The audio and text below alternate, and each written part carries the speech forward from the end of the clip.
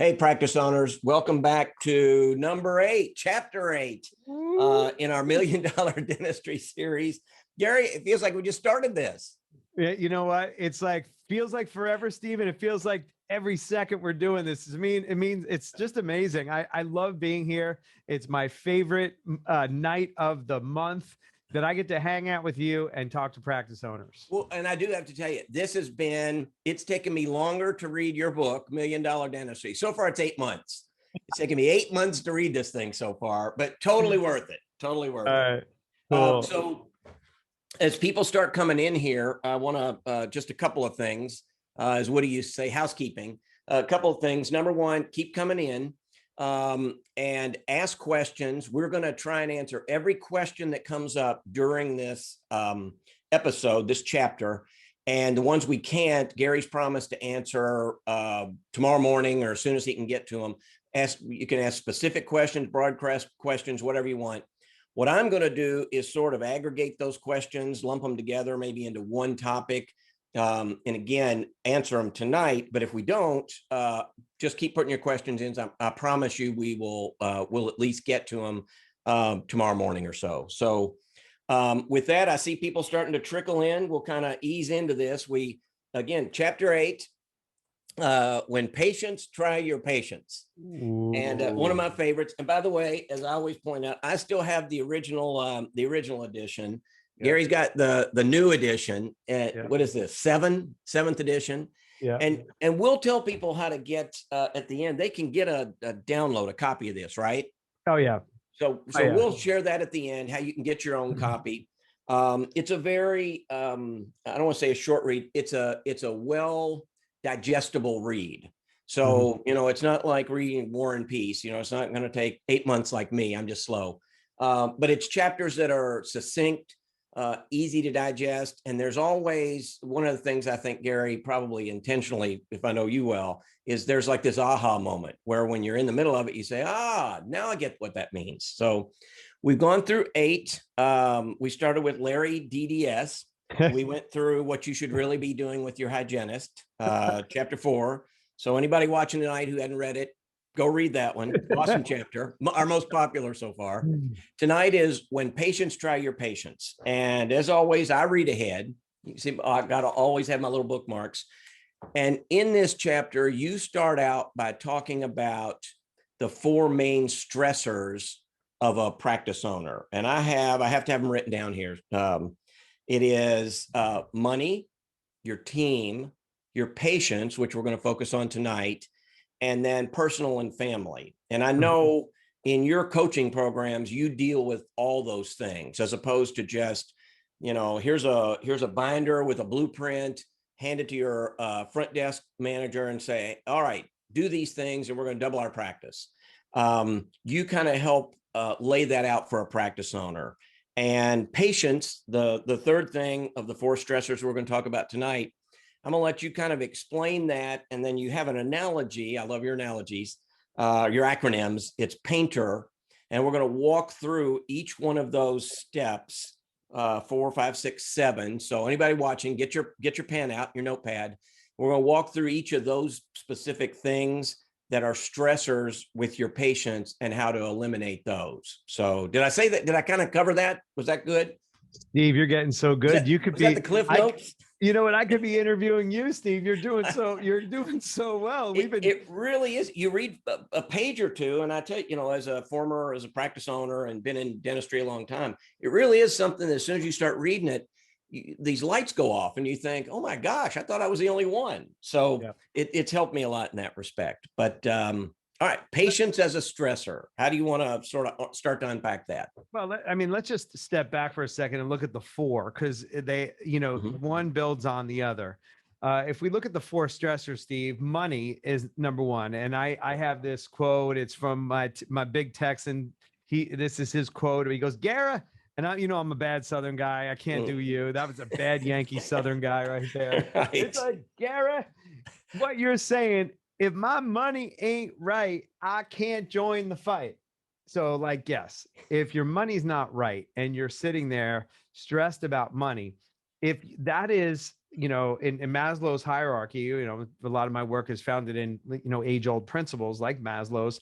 If you're in survival as it relates to money, it's hard to develop a team. It's hard to deal with patients from a place of power versus scarcity, or like prosperity versus scarcity. You're not going to be able to do the things that we're going to talk about today. So the first thing we do is we make sure we get your money right. Then you have to have the right team. You have to have the right people in the right places doing the right things. It's just like a baseball team, basketball team. If there's a hole in that game, or if somebody doesn't show up, or if you don't have a team, and we've been talking about, you can look at the old sessions talking about how to recruit, hire, and onboard. I have tons of webinars that I've done on this. It's a challenge, but if you're smart, you can overcome that challenge in dentistry today.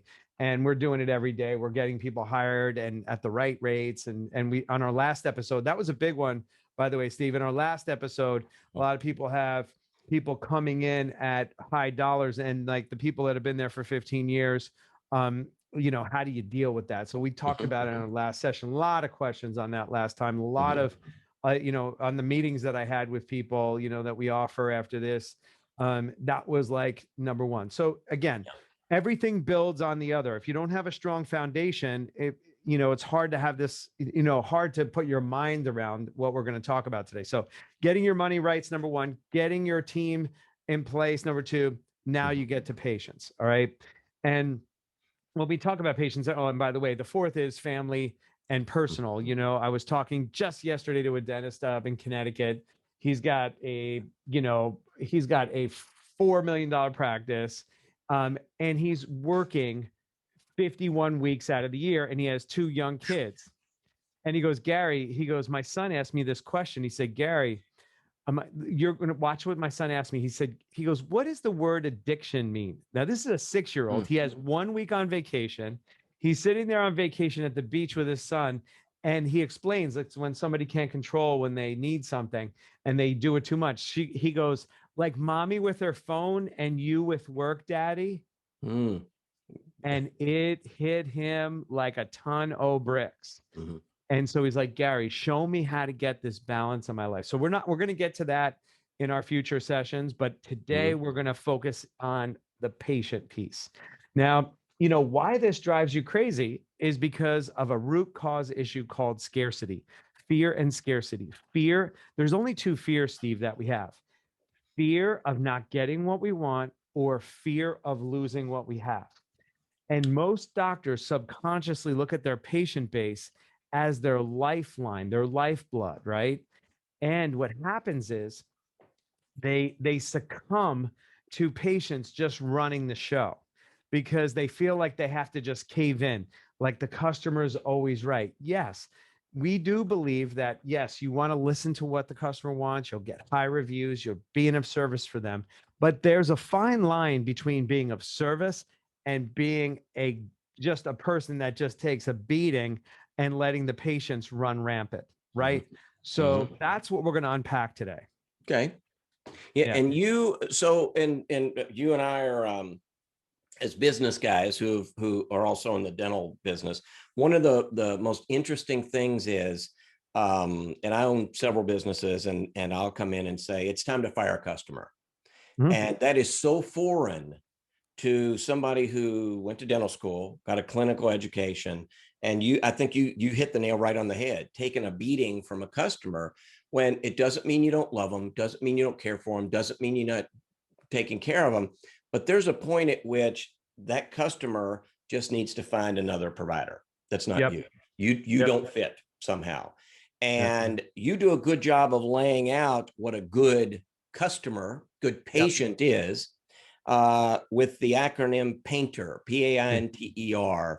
And I'm going to let you, so again, when you read the book, you get chapter 8 and you read it, it sort of makes sense on why you picked painting and a painter and how you create this as sort of the picture you can keep in your mind of the right patient for your practice. So let's kind of dig into that. What's a painter? Yeah. So a painter is the acronym for the established benchmark for what is minimally acceptable in your practice on how patients operate. We have this for team members. We have a healthy team member baseline, and we have a healthy mouth baseline for patients. So we have it in every domain that we manage. If you don't have it defined as what a healthy mouth is, you can't present care.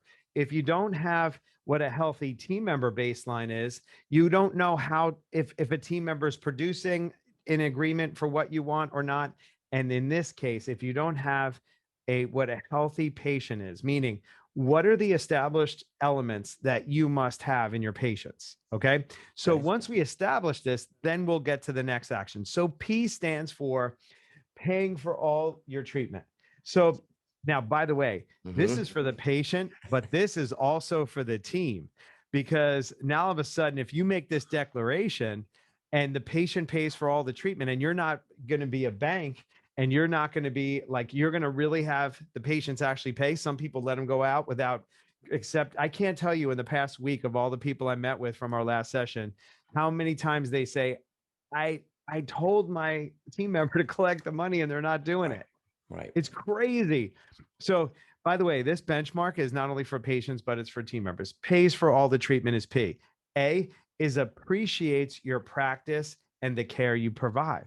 See, look at that. Not just accepts it, not like if you have a complainer, like Mrs. Smith, who complains that, she's on her 7th try-in, hasn't paid a dime, and, she's complaining about X, Y, and Z.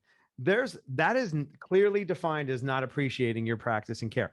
Now, is that different than if there's been a breakdown or a complaint or breakdown customer service? We see that as an opportunity, but a lot of people just allow patients to just like disrespect, complain, and you're going to attract those people if you allow it inside yourself. We're going to be talking, Steve, here about make the unacceptable unacceptable, but who needs to transform first is you, the practitioner, not being in scarcity, not being worried if you lose this patient, are they going to go tell 10? No.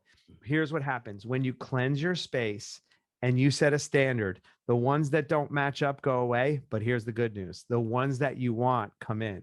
But if you're not clear, when you stand for nothing, you fall for everything and you get messes. Here's what I've done studies on this, Steve. When you have bad apples, they are connected to other bad apples that complain, and they go, he puts up with that or she puts up with that. Go see that doc. They have an underground grapevine that is being manifested, and you don't even know it. If you allow and don't put boundaries in, here's your boundaries: paying for the treatment, appreciating your care. Insurance is not a panacea. They understand the role of insurance, that it's a scholarship, not how to fix everything in your world.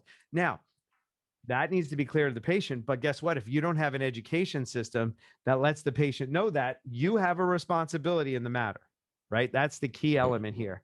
But what we're doing is we're establishing a benchmark that they're willing to refer others. New patient referrals is our end. Like, because you want to build your practice with, from good patients to other good patients, and they're willing to send people in. Don't have the same expectation for every person. Not everybody has a network or they extrovert it and share, but they're willing to do that, right? So we set that system up so you can expand organically. P is trust your advice and acts. I love this one. If they're sitting there and they're going, yeah, I got to think about it. Yeah, I got to get a second opinion. Those are good indicators that you can do a better job at building trust with that patient. So when you make a recommendation, they actually respond, right?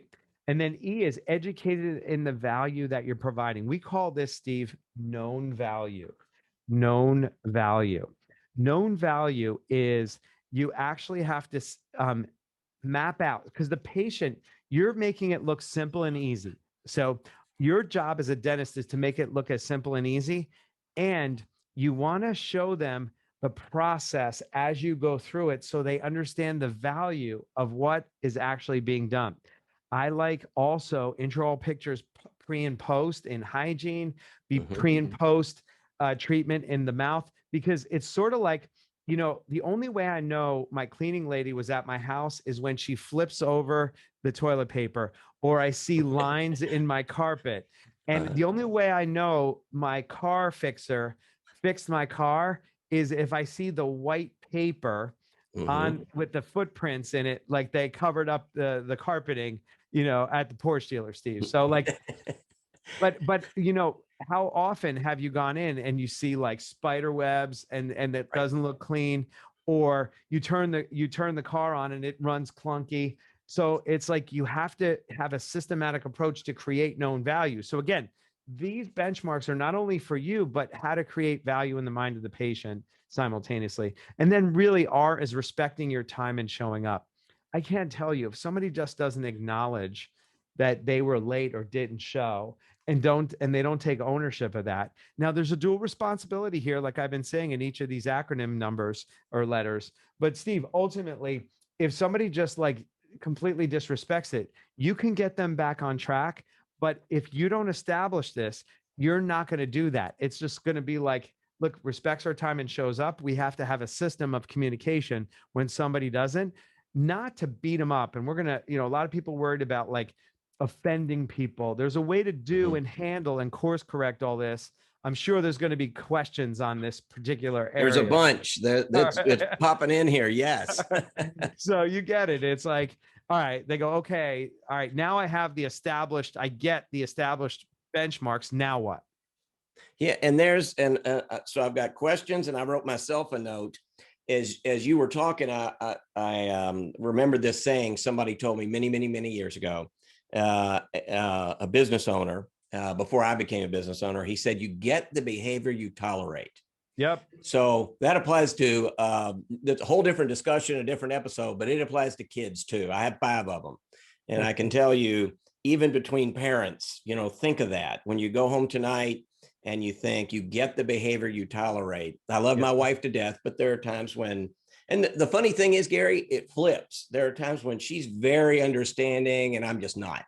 And then there are times when she's not, and I'm sort of like, well, that's not a big deal, but if she says it is, then it is. And people respond to that. So they know where how far they can push that boundary, how far they can bend it without breaking. So I've got here a bunch. I'm going to wrap this in a bow, and fundamentally, this is one that jumped out at me. It says, my patients don't respect me now. How do I change that? Thoughts? Yeah. There's a lot in that question. Well, yeah. Let me just think it through for a second. All right. So how do you change that? Step number one is this is number one always. Make the unacceptable unacceptable. So let me say it another way. Look where you've made the unacceptable acceptable to yourself. So let's say showing up late, not paying is unacceptable to you, but you just go, in the study club, everybody complains about the same thing. So I'm just going to accept it. And this is just going to be the way it is. And I got to suffer and I can't pay myself, or I have to work through vacations because they don't show up. By the way, when a patient doesn't show up, all you're doing is taking away time from you. That's it. You know, if you start looking at this, it's like when you don't stand for anything, you fall for everything. And then usually the victim in us goes, I need to do this, so I'll be the victim to this circumstance. So this concept of making unacceptable things unacceptable is step number one. Make it unacceptable, but then get into that you are responsible for allowing it to happen. So when you're responsible for allowing it to happen, you can go, okay, got it. I'm going to go now take care of my side of the street. I want to give you I just got off the phone before our session here tonight with someone from last session, and she goes, I'm a self-proclaimed control freak. I am a control freak. I do the front desk. I do hygiene. I have a team leader. I don't let her do her job. And by the way, she was late for my schedule because she's overwhelmed. Our scheduled call, she was overwhelmed, and it cost her 15 minutes with me. She only got 15 minutes instead of a half hour. And she goes, I see the cost of it, but what do I do? Okay. So I'm going to assume that 90% of the docs we work with have some form of control freak in them, because you need to be a dentist. But there's 2 types. One is dictatorial and another is healthy. So dictatorial is like really controlling people, like, whatever, Mussolini, Hitler, all the dictators, they force and they control and they wrap their arms around something. I want to introduce a new form of control, and that is called healthy control. And I'll give you an example of this, Steve. Traffic signals. So you're in Indiana, I'm here in New York. If you're in a car, you know that red lights mean stop and green lights mean go, usually. Now, when it doesn't and somebody breaks that rule, that's where accidents happen and breakdowns happen, right? But at least you know what the rules are. And so rules are, and this gets, funky. Like if it comes a rule, it's like policy and force. That's still force. There's a way to, what I'm talking about is setting expectations, Steve. What I'm talking about is like, you know the expectation. When red, you're going to slow down and stop. Green, that means you're going to go. Yellow, yield, you're going to look, and you're responsible for integrating yourself on a freeway. The same is true with a dental practice. You have to start with establishing the painter, right? The acronym painter, or some form, whatever you're willing to put up with or not put up with. Then you have to sit down with your team and establish healthy controls on this, right? And then we put systems and processes in. Again, I can spend, a few hours on this, but, I just want to give you like what there is to do. Don't be there's a difference between force and power. Put in power by putting controls in. But before you get to that, Steve, excuse me, you have to make the unacceptable for yourself. And we're going to figure out a way to make it a triple win. How is it going to be a win for the patient, a win for the team, and a win for the practice? I think so. I wrote a couple things, and I've got a lot going on here because this is evidently a hot topic, and a lot of questions. It sort of fall into that same thing. What I heard was this is learned behavior or taught behavior. That if your patients don't respect you and your time, they didn't just wake up today and say, I'm going to show up when I want to show up. They've been allowed to be late enough times. And we all know these patients, they come blowing in 15 minutes late. The schedule's now out of whack, and you accommodate them. And I know you guys, this is a very 30,000 foot view of the answer, but at some point, if that person has done that more than once, you need to say, oh gosh, I'm really glad, back to your abundance. Gosh, I'm really glad you came in. I wish you would have called, because now somebody's in your chair. We can reschedule you next Tuesday or whatever. So now who's inconvenienced? And it's not like you're going to beat them over the head and punish them with it and charge them a late fee and all that junk. And I know you go into that, but because that's sort of part of what the chapter is a subtle way of establishing those boundaries. Or if you've let them run that yellow light, I had to teach my kids, it's not a pink light. It means slow the hell down. It doesn't mean speed up before it turns red, because when they're 16, when you allow that behavior, you've taught that to your patient, and you've taught it to your team. You've taught your team that, Mrs. Jones is 15 minutes late again. Let's scramble around and inconvenience everybody, or let's be respectful and again say, we'll see you next Tuesday. She's going to be mad, but she's going to come back. And now everybody knows where the firm boundaries are. So that is, how do I get that respect? You kind of have to start from the beginning. And I do have an interesting question here along these lines. It says, and I'm going to kind of paraphrase, sort of like, now that I'm making these changes, how do I keep from coming across as bossy when I tell patients the new rules? And this again, is great. These all sort of have a lot packed in them that you and I have discussed in years past and episodes past and conversations past, that I think practice owners think, as you said, they just come in, bark out some new rules, and shazam, the whole practice changes, and it doesn't. It's it's an incremental thing, not a come in tomorrow morning and change everything. New rules. Yeah, exactly. So how do you not come across bossy? Well, know yourself and know your team. 75% of dentists and dental team members are methodical humanists, which means they want to know the steps and they care deeply about people. That personality type under pressure, under these conditions, do two things. You ready? they avoid, or they acquiesce. So they want to be liked and they want to people please, or they go into the cave and they don't want to confront this. So it's very natural if you're sitting there to have these responses. And I designed this whole methodology around for the non-confrontational, not the people pleasing practitioner and team members. How do you get them to take new actions or be a different way? And what we do is we take the emotion out of it. So I like communicating from fact rather than emotion. And the way we invented a system, Steve, called management by agreement. Management by agreement is who's going to do it, what are you going to do, by when will you get it done? So first you start with your team members and you go, who's going to do this is our appointment coordinator. What she's going to do or he's going to do is he's going to now have a new conversation, and we're going to write out what the script is to have that conversation when someone's late.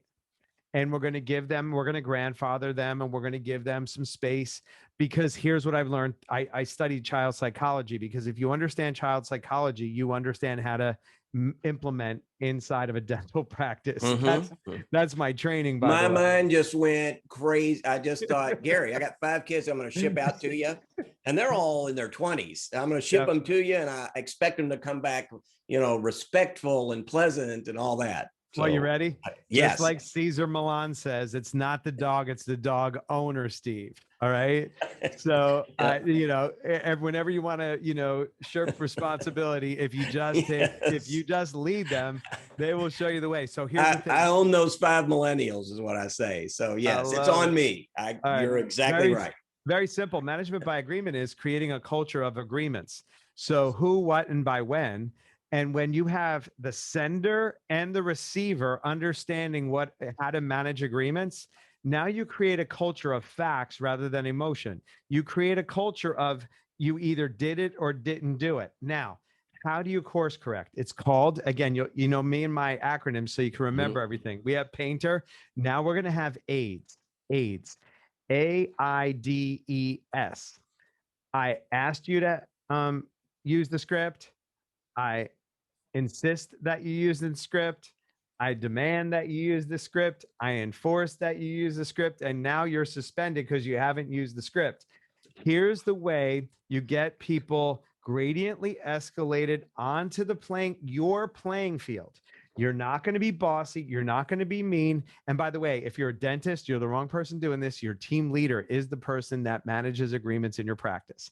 Okay. So this is escalated with the team leader. That's why a lot of old office managers, not old in age, but old thinking, when they move to this new model of agreements, all they're doing is managing the promises of people, and they either kept their promise or they didn't keep their promise. This is the root cause for implementation not happening or happening in your dental practice with your team, if you're speaking to your team using this system, and it's for your patients, getting them to line up with you. Here's where I learned this. I was dying to find the great wife and live with somebody forever and be happy. And I met this woman, and she sat me down, and her name is Judith. But, by the way, one of the questions was, are you married, Steve? I feel sexy. I gotta be honest. I had that question. I haven't had that question. Like, are you married? We're going to edit that out for Judith's sake. Oh man, I was like, wow, I feel great. That was so nice.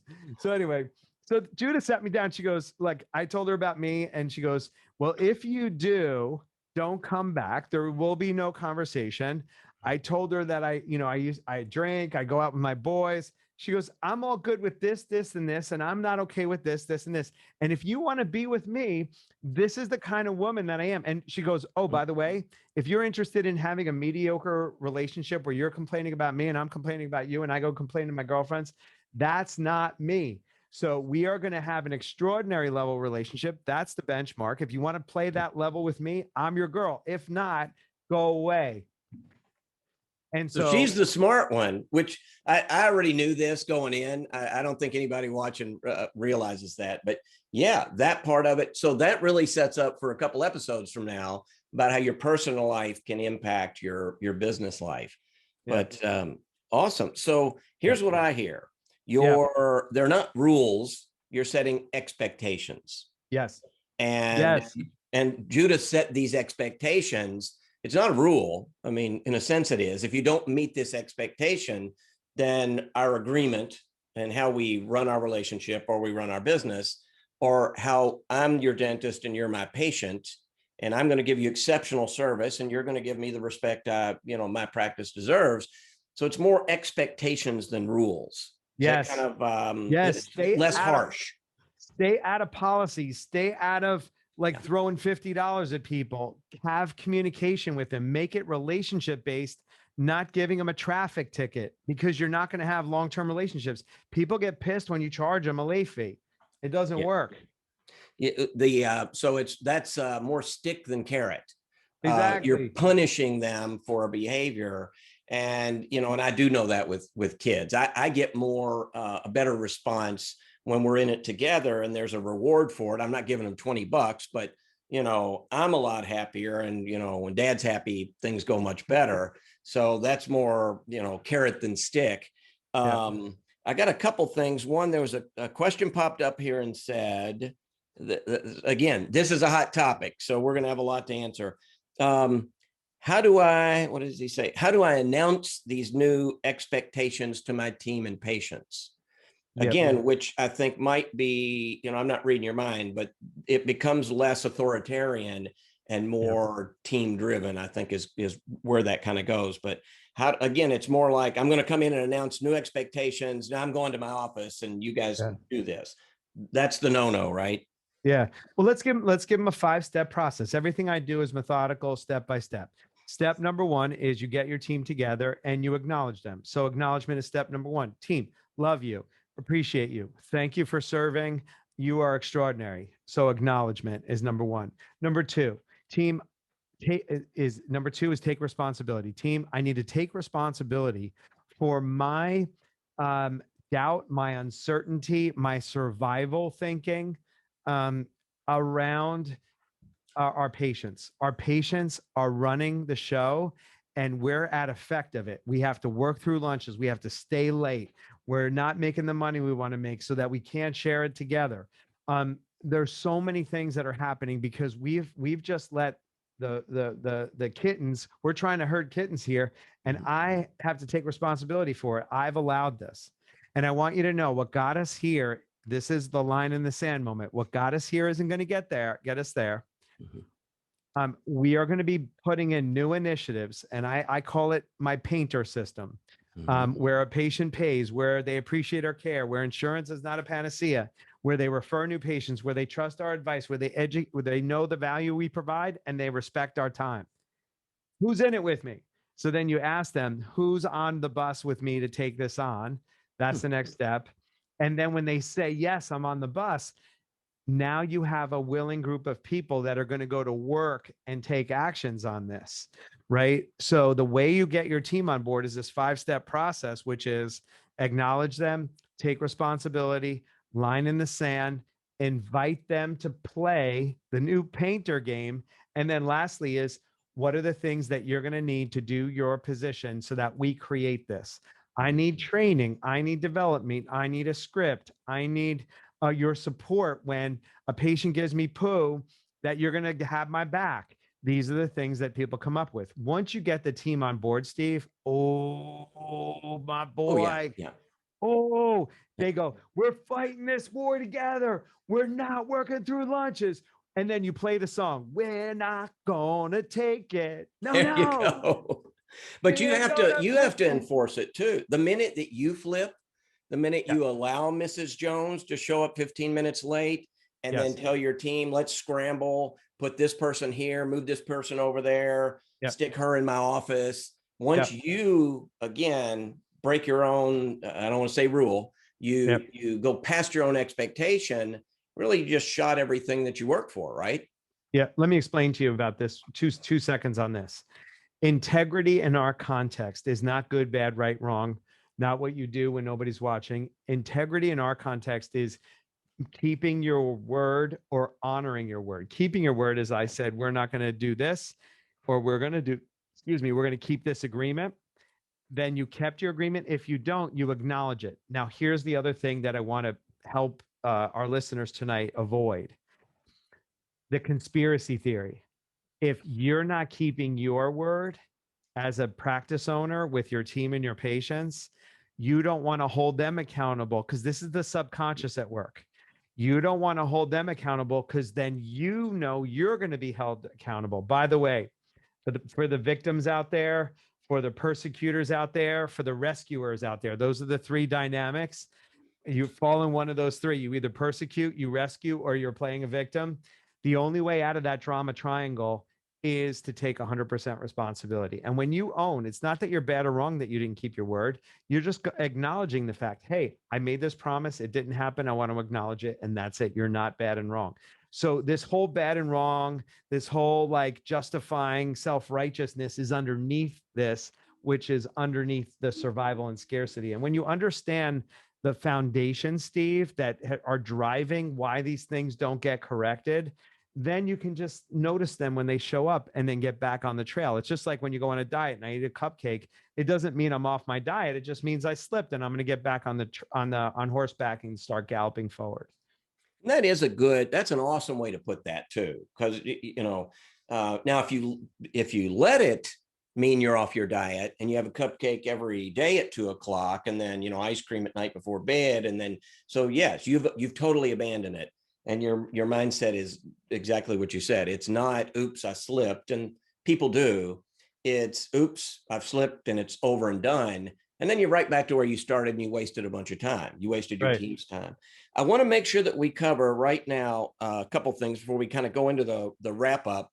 And I want to, again, I got a lot of things going here, questions and trying to pay attention and keep notes. First of all, I want to thank you for sharing what you do with your coaching clients, and you've done for 6,000 practices. And here at the end, we're going to give listeners or viewers a link that they can go to and schedule a little time with you. No obligation, no time. Nobody's going to try and sell you anything. You can ask Gary what you want. You can get into his schedule, and you schedule a lot of slots for our people, right? I mean, it's 10 slots. It's very, Gary's very gracious with his time, and we appreciate that. And, sometimes it turns into something, it turns into a relationship. Sometimes it's just Gary saying, hey, let me clarify this, and, go do it yourself. Everything that we're discussing, I think the interesting thing is you can do it yourself. You can start out tomorrow and you can do every one of these things. It's the 11 herbs and spices, and you can, here's how to make the chicken. Might not taste as good as Kentucky Fried Chicken because there's other stuff, but here's at least the recipe. Go try it if you want. If it works, awesome. If it doesn't work, Gary's available. And I want to thank you for setting those times aside. And we'll give at the end where they can click and try and get one of those spots in your schedule. And number two, how to get the book, $1 Million Dentistry. And again, it's a very concise read that's got a lot of meat packed into it. So my favorite kind of book. So to kind of start putting a bow around this, and I've got a couple of questions that I just want to make sure that we're covering about maybe how do I announce these new expectations. In the chapter, you talk about transformations, which I think is really fundamentally what the last question was about. And we've got quite a few that are about how do I do this? How do I start this? And you talk about 3 types of transformation that, from where you are now. And, I think if you're watching this now, which we've got a very large crowd, if you're watching this now, there's a reason. And so understand that and say, my life's not terrible. My practice isn't terrible, but it could always be better. And here's a few ways. If I want to transform that, what are those 3 types of transformation that somebody watching could start to go through or understand where they are? Yeah, it's great. So there's 3. I'm gonna I'll state them first, Steve, and then I'll unpack them. All right. So going from doubt to uncertainty. This is transformational on not only professionally but personally. Going from survival to being of service. Caring, being of service. Third is going from blaming to taking responsibility. So those, when you transform and this is not a transaction, this is a transformation. These three elements, when you move from here to here, your world opens up. That's what a transformation is. A transformation is, I'll give you an example. I had it that all women were controlling. So Mhm. that has a fixed idea that allows me to interpret that woman is either she's passive or she's controlling me. Judith is powerful, very different than controlling. So I went and talked to a guy just like I'm talking to you, and he gave me a new frame to look through, which is consider that all women are not controlling. They may be powerful, that you may be collapsing into control. And that's why you can't see somebody who is on the level that you're at and you want to play at. And so when Judith would bring those things like I'm this or I'm that, I would interpret that as control. And really, she is powerful beyond measure because she's just she's not trying to control me. She's declaring what she stands for, and I either play on her playing field or not. You see? So that's what a transformation is. And then, by the way, once I learned this distinction, I met her within 2 weeks, Steve. So your world opens up because you filter and process through your belief systems. Do you like to be wrong about your beliefs? Hell no. So you're looking for things in your world to validate your reality. That's how it works. Okay. So I can spend a whole coaching session on this, but I'm going to get really into doubt and certainty. If you live in doubt, okay, and by the way, 75% of dentists start out living in this concept of doubt, afraid to make a decision. Analysis paralysis are all examples of this. Think about this. 3/4 of all dentists live in this world. So it's not your fault. It's your persona that creates this, because most of them are methodical. In order to do dentistry, you have to be able to know the steps for things. Running a business, you are not trained like you're trained in dentistry to know all the steps, right? So it puts you in doubt when you go to approach this type of element. But it's all proven, it's all steps, it's all built as steps. But if you don't know the steps, you stay in doubt and you can't implement anything because you're in doubt about it. You have to move to something called certainty. So I want to give you the 3 domains of this, and this will make it easy for you, Steve. Okay. Ready? There's, things. There's things like dentistry. There's things that you don't know. I don't know how to lead, but you can go find it out, and then you put it into knowing. You can put your don't know into know. Here's where people live, where they get stuck. They don't know that they don't know something. Okay. Yeah. There's you go don't ahead, know what you don't know. exactly. Yeah. And that's what puts people in doubt, and they don't even step on the playing field because they don't want to make a mistake. So my point to you is this: you're in all knowing at all times. So you know when you know when you don't know, and you can put that into the domain of knowing. Therefore, you're always knowing. So if you begin to get this process, you got to kind of let it settle in a little bit. But what I'm saying here to you is you might not know everything. Another example of this is sleep dentistry. Doctors want to do sleep dentistry, or they want to do Invisalign, but they need to do the cases in order to be in certainty. And I'm saying, no, you just know what you know what you don't know, find out the things that you don't know. And now all of a sudden you're doing Invisalign cases or sleep cases. We walk doctors through this concept all the time, moving from doubt to certainty. You can choose to be certain right now because it's a way of being. It's something you can control. It's your relationship to whatever you're taking on. If I walk into our sessions in doubt, I'm not going to be powerful. I used to, and now I don't. I know what I know. I know what I don't know. So the being that comes to you, Steve, that does these, I'm always afraid that you're going to ask me a question I don't know an answer to. Seriously.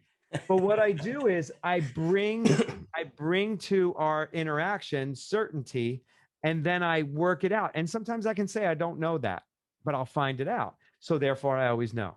So it's a little bit hard, like it's non-linear in a conversation, but hopefully you get it, that you're always in knowing. And if you approach that from a place of being, now all of a sudden you can create and cause anything you want from a place of certainty. You can't from a place of doubt. So the reason I read ahead, Gary, is I'm always afraid I'm going to ask a stupid question. See, so between the two of us, we found the happy middle ground, the productive middle ground. And that's for everybody in all things. Yep. Yeah. So again, I speak a lot on mindsets, on your clinical mindset and your practice owner mindset.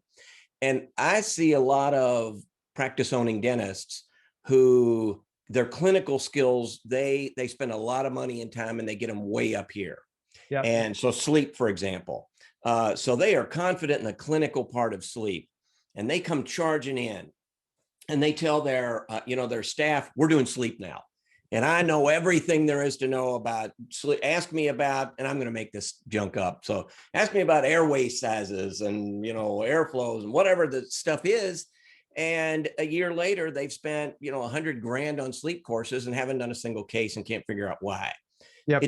It's not the confidence in your clinical skills. It's confidence in your ability to, for your team to understand how it works, to treatment plan it, to get paid for it from medical insurance as opposed to dental insurance.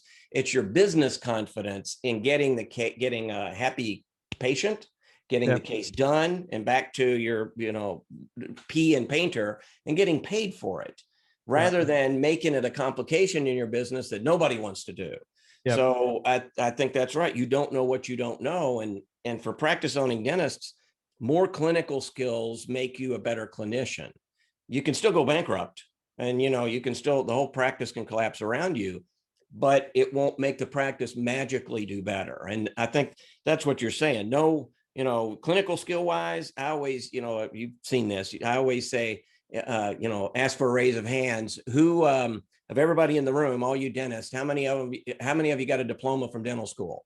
Everybody raises their hands and I say, how many of you got a license from your state that you're good enough to be a dentist? And everybody raised their hand. So we're going to take all your clinical junk, put it to the side. Hell, you got a diploma and a license. What more do you need? You're good enough, but you're struggling for other reasons. So what you don't know. So the idea is let's talk about that. And that's a hard thing. You do it very well. I think you approach it, a practice owner who struggles with that, you make it okay to say, well, I don't really understand what's happening here. My team, one of your chapter 5 is why your team hates you. You make it okay for somebody to say, my team hates me. I'm pretending that they don't. And my answer is fire everybody and start over, which happens a lot. But, go back and read chapter 5 or watch episode 5. And Gary does a good job of telling you why, that's a thing, but it doesn't need to be. Exactly. And, there's 3 types of capital, just going back to the clinical capital. There's mental capital, which is the CE junkie who is really good clinically. There's relationship capital, why your team hates you or why your patients hate you. That's your ability to have relationship capital, because you need those 2 types of that type of capital to run your business and speak to your patients. And then the last one is financial capital. Those are 3 different types of capital. And you have to know how to work that as a dentist, those 3 things. And if you don't, and you're living in doubt, you can't cause that. And what I'm saying to you is this: even if you don't know how to do it, you can still be certain. You can be certain that you don't know it and you need help to get it done, and you bring somebody in to get it done. Do that.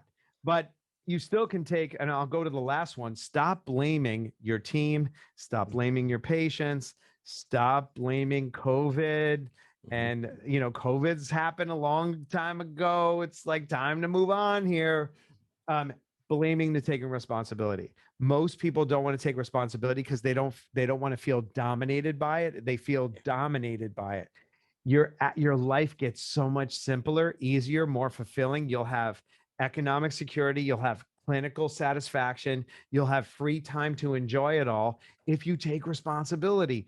It's the opposite. I know in our heads, like when we own something, and by the way, remember, avoidance and acquiescing is 75% of the dentists we work with default into avoiding it, hoping it goes away, or saying yes and meaning no, that this is a problem with our patients.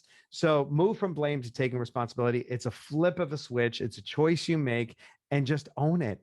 And then you can be at cause in the matter. If you don't own it, Steve, you can't cause, because you're giving your power away to what you say is the reason why. It's your justifier. It puts you off the hook and then sets you up beautifully as a victim. It's awesome if you want to stay in that treadmill. But if you want to break free from that treadmill and want to have a full life, money, time, joy, connection, this is it right here. And, which is a good segue into chapter 9, getting off the new patient treadmill. So one of the things that, as you were talking, that popped into my head is that a lot of time, in my experience with practice owning dentists, again, awesome clinical education, the dentistry, the business part of it is what they struggle with. The dentistry is fine, but they feel like, I'm going to read a chapter. I'm going to listen to this Gary guy, Steve asking some, goofy questions, and shazam, I'm going to go in tomorrow and be a different person. Yeah. And you don't. There are always in a business, difficult situations, difficult conversations you just have to have them. And as my wife is so fond of saying, that's, think of it this way, that is a day you never have to live over again. So whatever, I've got a team member that is just off the rails and we got to fix it. I've got patients that I'm scared to death to lose. I'm going to change, I'm going to quit taking this insurance company, and I'm laying awake thinking, oh my gosh, the sky's going to fall when I do. All those things are real. And you said something very key, I think, is avoiding it will not make it go away. It will not get better the longer you avoid it. It will only get worse. So I appreciate sharing that. As we kind of get to the end, and they're sending me a little message, and we got a lot of questions. Keep them coming in. All of them will get answered, personally or on an email or some kind of response, but your question will get answered. We're going to pop up a little box here that they can click on and talk to somebody about scheduling time with you, 30 minutes. You got 10 spots, and I appreciate that, over the course of the month. And usually they fill up pretty fast, I think, don't they? Like tonight. Well, last week or last month's, they had a bump into this month, so I added some extra time from people from last month. So I did help that out a little bit. But yeah, it's been a really cool experience. Your community, Steve, is a powerful group of people. And we want them. So I'm a big fan of learning and asking those stupid questions. And I want people to tell me what's going on in their world. You and I did some things back in COVID that was, I think, what I hear was very helpful to practice owners. But really all we did was said, what's going on with you? And found out there were a lot of things that, you wouldn't suspect. And as a business owner, it's a tough time, and tough times suck, but you go through them. As dentists and practice owners, it's the end of the world, and it doesn't need to be. So I'm a big fan of just asking. Just call up and say, even with Gary, hey, Gary, I'm going through this. What do you recommend? And you're always generous with your time. So the little box is popping up, and just click on there. There's a limited number of slots, but again, Gary's very generous. When you do that, also at the end, there's going to be a link to get a copy of the book, $1 Million Dentistry. You won't get this one. You got to buy this on eBay. This is hot. This is a hot topic. $2,000, Steve. That's like $2,000. That one. Right. Like... You got to get the new version. And I'm not selling this one. I'm keeping this forever. But Gary, I appreciate again the time. Chapter 8. Why patients try your patients. Next episode, number 9, is getting off the new patient treadmill, which I'll admit I have read ahead, and that is probably one of the most important topics that we usually cover when we go through things, is docs who think the solution to everything is just new patients. All I need is more new patients, and I'm going to spend a ton of money getting new patients, and I still can't meet payroll. I'm still struggling to pay the bills, and I'm borrowing again, but new patients is the answer. And you do a very good job of explaining why it's not the answer. You do need new patients, but a bunch of new patients is going to solve, if you, what do you say? If you've got, if they're going out the back door faster than they're coming in the front door, fix the back door, not, don't get a bigger flow in the front. So I'm looking forward to that one. So as always, Gary, a parting thought, words of wisdom, Garyism, which needs to be a book, by the way, the Garyisms. Any parting thoughts for when your patients try your patients? Yeah, I I knew that was going to come, and I try to think of them before, but I can't. So they just come to me as they pop up. And it's this one. I've learned this one the hard way. People do the best they can with what they know. When they know better, they do better. Okay. So So yeah, I think I was trying to paraphrase because I've heard that same sort of thing. What is it? People rise to their level of incompetence. And at some point you either have to get more competent or just be stuck. exactly. And, a lot of people watching tonight are probably stuck. They sense they're stuck, but they don't have to be stuck. Mm-mm. Awesome. It's I got another one now. Pain in dentistry is necessary and suffering is optional. You seriously? Okay, I haven't heard that. So I'm going to write that one down. Pain in dentistry is necessary. That tells you need to make a change.